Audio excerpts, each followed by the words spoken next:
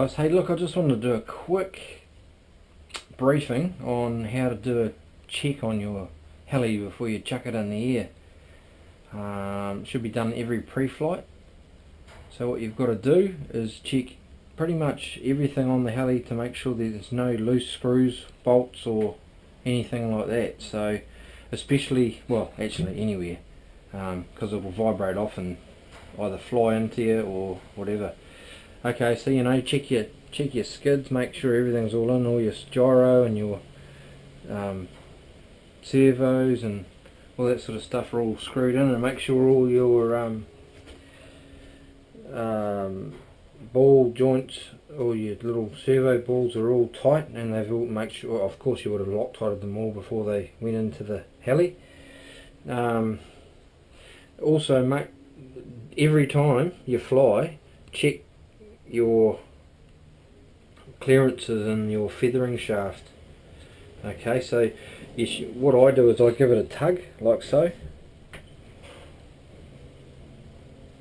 and if your feathering shaft bolts are coming loose on each end of the feathering shaft, it'll move about in and out. So you don't want that. So you want to actually pull it apart at that point and fix it.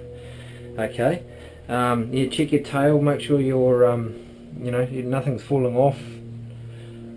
Check all your screws and your fulcrum points, make sure there's no loose bolts, screws, anything like that. Check your belt tension.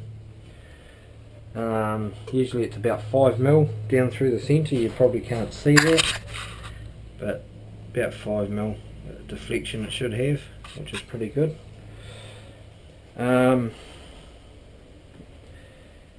And the other thing I like to do is check the blade. Like if you have your blades too loose, especially these ones, it's when you go to spool the helicopter up and it starts its initial spin up, if they're too loose, the angle of attack's too much and it can't control where they are, so it actually flops down and you'll actually smack into the tail.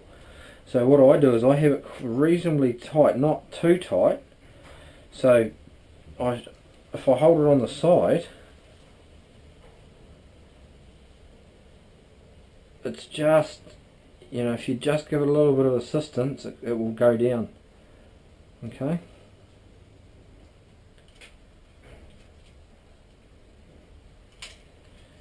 So you don't want it so tight that it can't centralise, because it needs to actually centralise under its own balance point. Okay, so that's that part. You check all your servo horns, make sure nothing's falling off it. Okay, and then check your centre of gravity once your battery's on. So spin the blades around like so, give them a tug, and then pick it up by the head, and your heli should float level. Okay, if it's too far back, you got to pull your battery down on the battery tray a bit. If it's too far forward, you got to do up that way. Okay, because you want it so that it comes up off the ground, it's not coming up like this and going to start flying backwards because it's out of centre of gravity.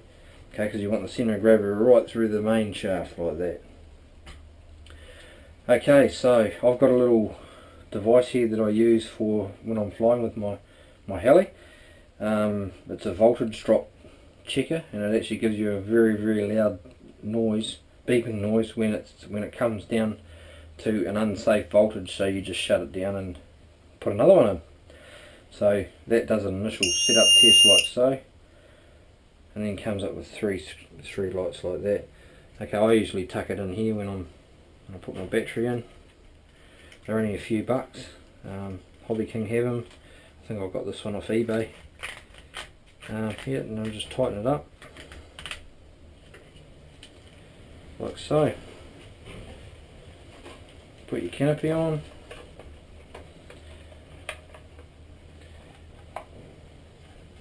Obviously you would have done all your blade balancing and everything, and centre of gravity and all that sort of stuff before you've got to this point. So I'm just going to go out and fly it, and I just wanted to give you a few tips that I use because it's blowing a gale outside and I can't fly outside even though it looks fine. It's very gusty, so I just wanted to have a bit of a play outside and go from there.